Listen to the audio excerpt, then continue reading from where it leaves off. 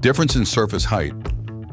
Scanning originals that span multiple cameras requires stitching, and it is important that the greatest variations in surface elevation are not located along the stitching lines. Select position to activate the lasers.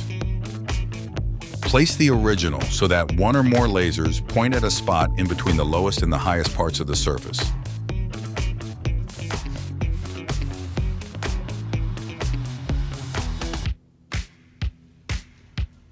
Adjust the height of the scan module so that the lasers at the selected spots are in focus.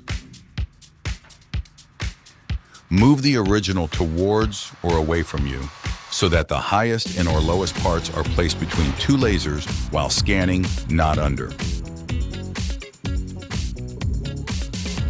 If necessary, you should repeat these steps until the best result is obtained.